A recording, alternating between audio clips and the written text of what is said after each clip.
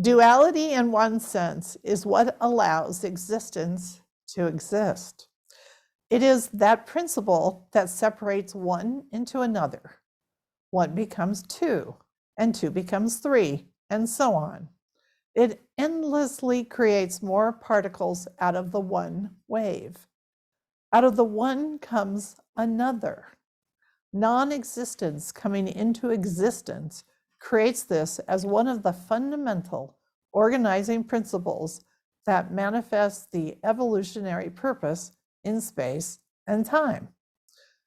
It is the matrix of endless zeros and ones that creates all the differences, change, and the endless multiplicity of the creation. Light, dark, high, low, this, that, quiet, loud, happy, sad, male, female, etc. And so on. Tick, tock, tick, tock, here, there, this, that, me, you. That is the motor that runs the apparency of the creation. Bounce, bounce, bounce, bounce. Except it's not just one thing bouncing. There's many things bouncing. A room full of mousetraps with ping pong balls bouncing, bing, sets 1 off, 2 off, 4 off, 6 off, 25. And that leads us into causality. The apparency of this movement, this pendulum, this tick-tock, this clock takes its form in causality. So that's where we're heading now. You notice there's no commentary on duality because it mingles with causality. They are two, you do that, then this comes also into existence as it swings from one to another. So many this and that's are going on simultaneously in this arena of duality and causality. And that is why it's so impossible to get out of. Because it seems so real, so dense, so vigorous, so tangible. Right? Causality. Causality. Causality is cause and effect, the inevitable consequence of action within the matrix of the creation. It is the bouncing of the ball of duality. It is karma, which has two meanings. One is the action itself. The other is the consequence of these actions. All effects have causes, and all causes arrive from previous effects. Okay. Next, commentary. Well, now we'll go into the commentary on actually effectively both of those. Okay, here we go. All things in existence are impacted by this principle. It started with the inherent will to be that arose out of the thought, out of non-existence into existence. We humans are inexorably bound by this.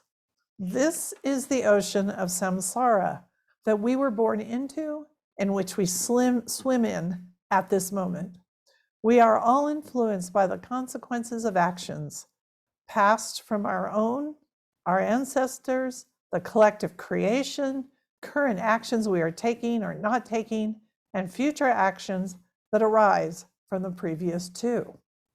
These continue to shape what is possible for us unless or until we awaken to the power of action. All these forms of action, past, present, future, create the built-in imperatives, the impressions and inclinations that shape what is real or not real for us, what is important or what is not.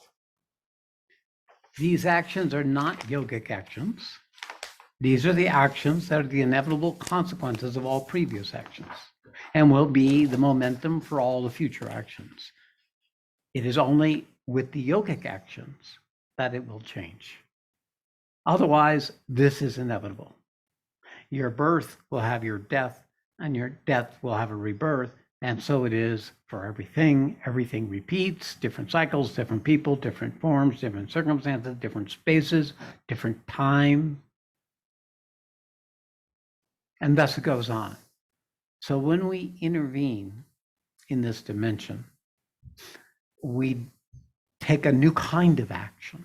an action that draws its strength from a different source than the past, but one that goes right and taps into that primal first action as the thought came into existence and birth existence.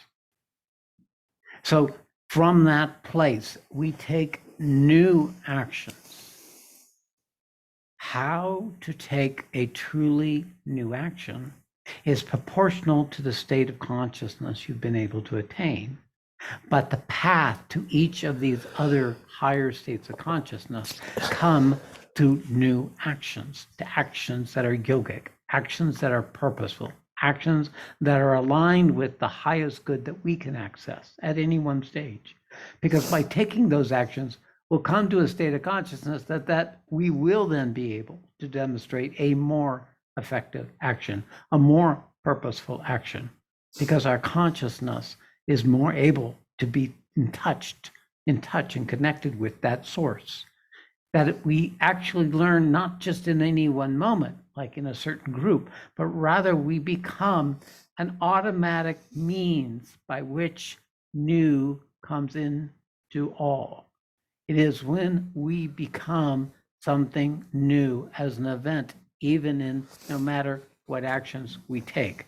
Because if consciousness begins to infuse even the programming actions to be new actions. So